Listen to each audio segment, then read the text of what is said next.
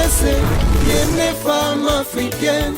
Vérité Magiese, yene maman sociale. Vérité Magiese, yene stress.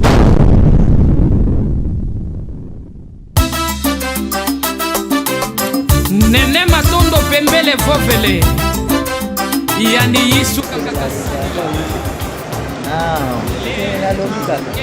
ya tila zambi mono bende sola yo kele ya tila zambi mono bende ya kele ya tila zambi mono bende sola yo kele ya tila zambi mono bende sola yo nganda ufingi kweno longo yisu kiyambula komonwe kele ya tila zambi mono bende ngandi kikodi lufingi kwame sadila yisu kiyambula komonwe ya tila zambi mono bende nganda lufingi kwame tila yisu kiyambula komonwe kele ya tila zambi mono bende ngele nzambi mono muyisu kwa mayifuila mbadye kele ya tila nzambi mono bende lungande kikodi nzambi mono bende sola yo kele ya tila nzambi mono bende kele ya tila nzambi mono bende sola yo kele ya tila nzambi mono bende nganda kufingi kweno longo yesu kiyambula komonwe kele ya tila nzambi mono bende ngandi kikodi lufingi kwame sadila yesu kiyambula komonwe ya tila nzambi mono bende nganda lufingi kwame tila yesu kiyambula komonwe kele ya tila nzambi mono bende ngele nzambi mono muyesu kwa mayifuila mbadye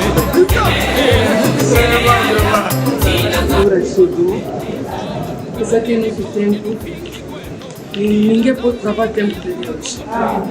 Moi je vais évangéliser à terre, je suis confise à terre. Agradeço toda a equipe que vem aqui na minha música. Que o Senhor vous abençoe em nome de Jesus.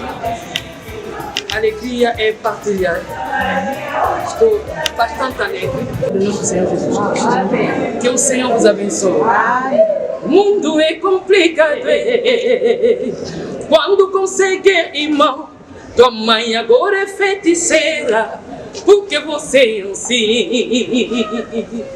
Quando consegue, irmão. Teu pai agora é feiticeiro, porque você é assim. A tua mãe que te levou durante 9 meses na barriga e agora ela virou feiticeira. Toma cuidado,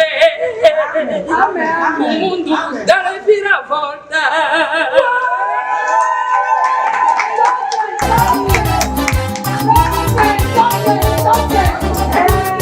Olunzola, tukonde konzola, sadila Yesu kiyambula komonwe.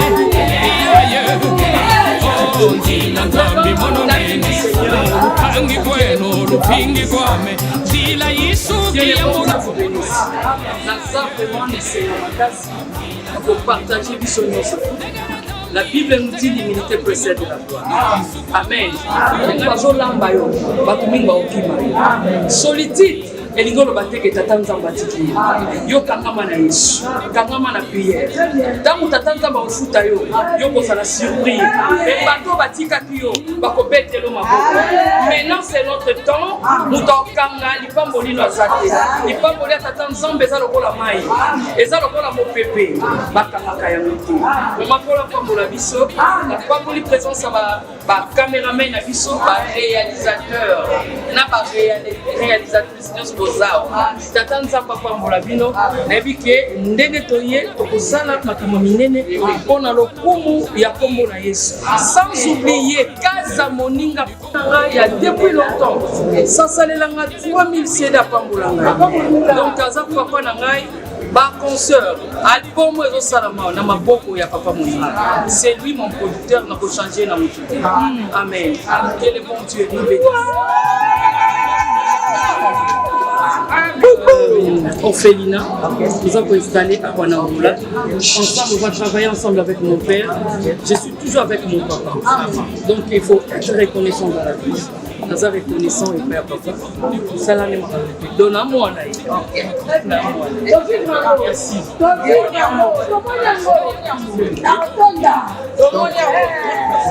Maman, Matongo, ils allaient nous pas pour nous.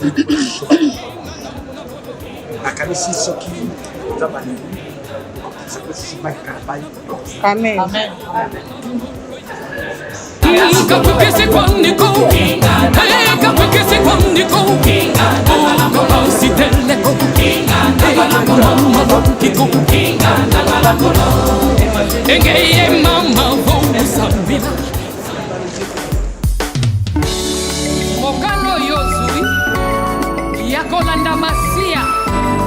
Mama Julio Sengere Kolembate Dala o Yesu salikati na ngai. Hallelujah. Yes. Kaina tikima sona dimise masia. Na tikima sona dimise mokonti. Kaina tikikoshina na dimise masia. Natikinyo sonandi mise mokonti ya Yesu ya fungole lingalola fungole lingalola afungole lingana tikikokosa ya Yesu ya fungole lingalola fungole lingalola afungole litalanga na kombi ya sikae ngaina simokando na kobila masia na décidé na kobila mokonti na rapinda ina bonise masia na décidé na kobila mokonti Yesu nde azali jela solo bebo moya seko na seko jania bino makwala kobana kosalela ye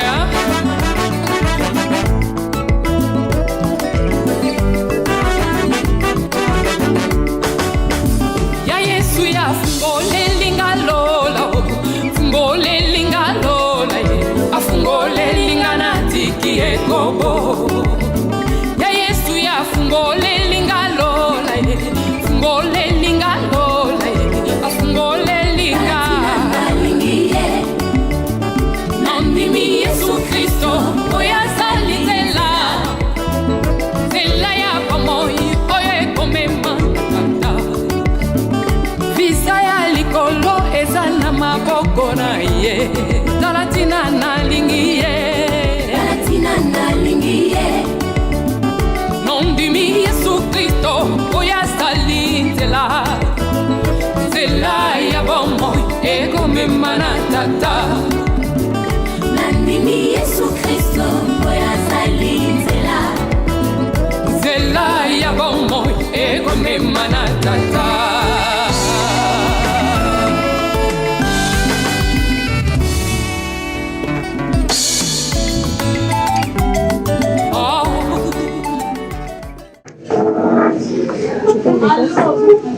Tu veux pas parler?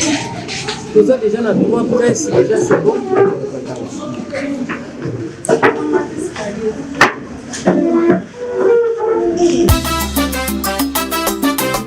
Nene matondo pembele vovele Yani yisuka kakasadila Kele ya Tila zambi mono bende Asola yo Kele ya Tila zambi mono bende Ya Kele ya Tila zambi mono bende Asola yo Kele ya Le Dieu qui fait toutes choses par sa propre volonté. Notre prière ce matin, Seigneur Dieu de grâce, était que ta servante puisse arriver, Seigneur Dieu de grâce, sain et sauf. Que nous puissions aller et retourner en paix pour la gloire de ton nom. cela s'est réalisé. Nous te disons encore une fois de plus, merci. Yahweh, ma prière au devant de toi est que cette terre de Luanda, cette terre d'Angola, qu'elle vient de fouler la plante de ses pieds, toute puissance maléfique pouvant s'élever d'une manière ou d'une autre pour compliquer sa vie, pour compliquer sa santé, pour compliquer son retour, nous les rendons nuls sans effet au nom de Jésus-Christ. Yahweh, elle a laissé depuis très longtemps la famille. Aujourd'hui, elle se retrouve avec la famille. Sa présence dans la famille amène une grande bénédiction pour la gloire de ton nom. Amen. Seigneur, c'est grâce à ton serviteur, notre visionnaire et notre leader, Papa Victor Mbolokele, Yahweh Sabaoth. Ma prière au devant de toi est que ta main puissante demeure toujours sur lui, afin que ses œuvres qu'il est en train de faire continuent à se réaliser. Amen. Père de toute suffisance, donne-lui la force, donne-lui l'intelligence, donne-lui la sagesse au Père éternel, et confond tous ses ennemis, tes serviteurs et tes servantes, Seigneur Dieu de grâce, qui ont pu faire ce sacrifice pour bien pouvoir, Seigneur Dieu de grâce, recevoir ta servante, Yahweh Sabaoth. La Bible dit, faites aux autres ce que vous voulez qu'on leur fasse. Je bénis tout le monde en tant que tes serviteurs.